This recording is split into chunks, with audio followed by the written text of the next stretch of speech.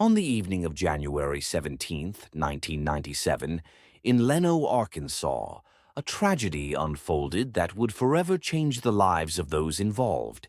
Heath Stocks, just 20 years old, arrived home to find his family, his mother, father, and sister, dead in the living room, victims of a brutal murder.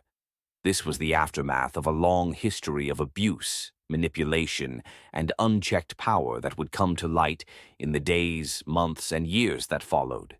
Heath had always struggled with his relationship with his father, Joe, who was known for being harsh and demanding. His mother, Barbara, and his sister, Shannon, had been the more supportive figures in his life, but even their love couldn't shield him from the pain he'd endured. From a young age, Heath had faced challenges at school, and his ADHD diagnosis made it difficult for him to focus and excel. His father's disciplinary tactics only intensified the tension in their household. But it wasn't just family dynamics that shaped Heath's troubled life. There was another influential figure, Jack Walls. Walls was a prominent Boy Scout leader in their small Arkansas town, a man with a reputation for being a mentor to young boys.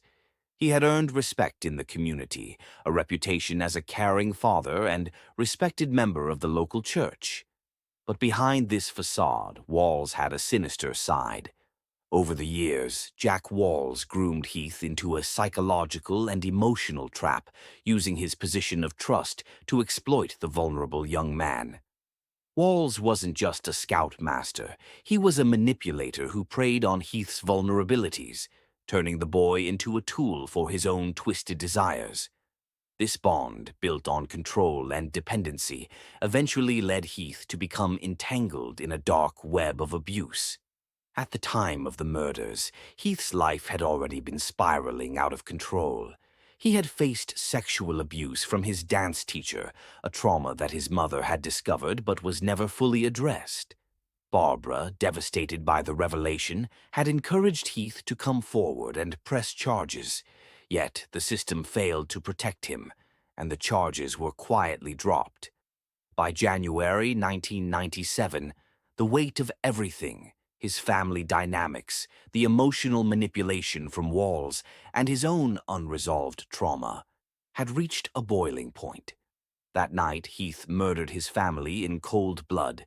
His mother, sister, and father were shot to death, and Heath confessed that the murder was not his idea, but one coerced by Jack Walls, the very man who had molded him into someone capable of such violence. Fleeing the scene, Heath tried to escape the aftermath of his actions. He disposed of the murder weapon and other evidence, then sought refuge at a friend's apartment. It didn't take long for authorities to catch up with him, and the investigation soon unearthed the full extent of the horror he had been living. Heath disclosed the years of abuse and manipulation at the hands of his Boy Scout leader, revealing that it was Jack Walls who had ultimately convinced him to kill his family. The case became even more disturbing as the truth about Walls came to light. The Boy Scout leader had been abusing not just Heath, but other boys in the community for years. One victim, Wade Knox, Walls' own nephew, was eventually able to confront his abuser, forcing Walls to confess. Wade's story, however, ended tragically. Like so many victims of abuse, he was left deeply scarred, and he ultimately took his own life. As the investigation into Jack Walls deepened, it was revealed that his abuse spanned more than 2 decades, with many victims coming forward. The community was left reeling as it became apparent that a trusted figure had been preying on vulnerable boys for years.